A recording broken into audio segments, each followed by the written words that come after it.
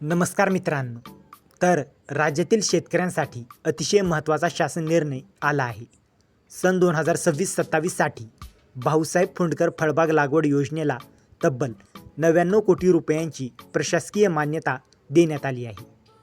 तर कोणत्या शेतकऱ्यांना फायदा होणार, किती निधी मंजूर झाला, कोणत्या प्रवर्गासाठी किती तरतूद आहे आणि प्रलंबित अर्जाबद्दल शासनाने काय मोठा निर्णय घेतला आहे, ही सर्व माहिती आजच्या व्हिडिओमध्ये आपण सोप्या भाषेत जाणून घेणार आहोत.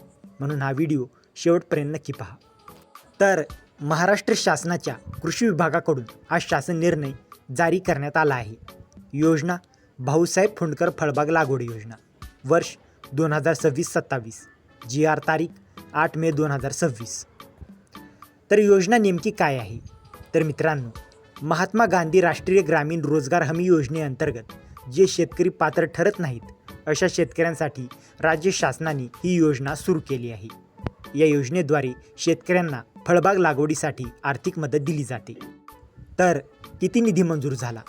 तर शासनाने सन 2026-27साठी एकूण 99 कोटी रुपयांच्या निधीला प्रशासकीय मान्यता दिली आहे.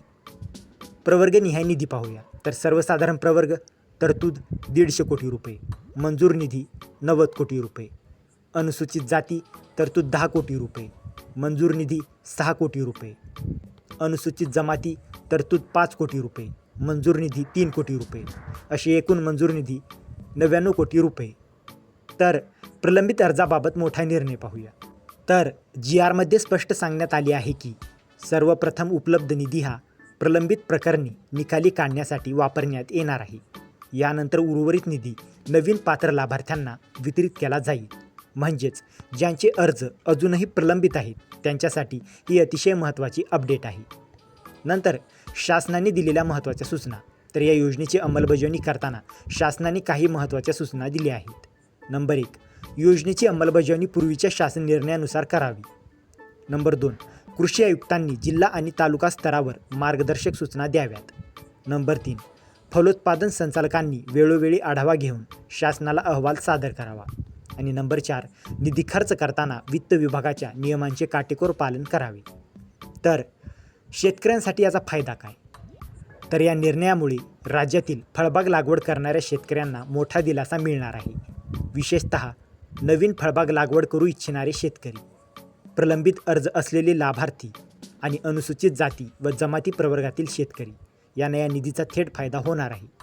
तर मित्रांनो, ही होती भाऊसाहेब फुंडकर फळबाग लागवड योजना 2026-27 संदर्भातील संपूर्ण माहिती.